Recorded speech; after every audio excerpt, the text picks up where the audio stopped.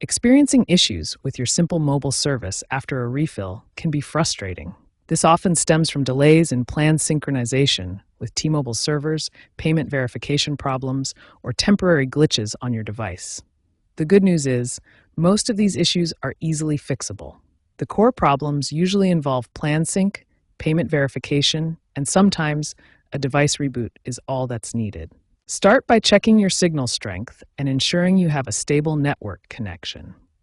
A quick way to force a resync is to toggle airplane mode on and off. This prompts your phone to reconnect to the network. Also, verify that your payment method is supported and that the transaction went through successfully.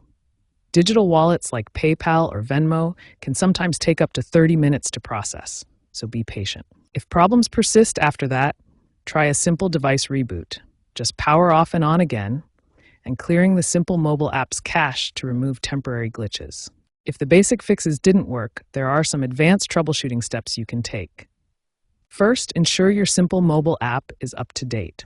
Outdated apps can cause synchronization and payment processing errors. Consider using the Simple Mobile AI chatbot, which has been upgraded to diagnose issues in real time.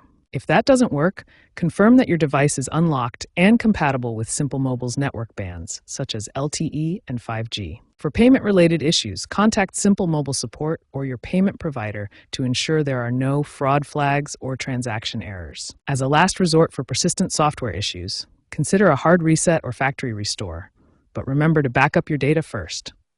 To prevent these issues in the future, set up autopay to avoid manual refills. Routinely check your account details within the app to ensure everything is accurate and up to date. Stay tuned to Simple Mobile's public status page for any reported outages or maintenance. Many problems are user resolvable.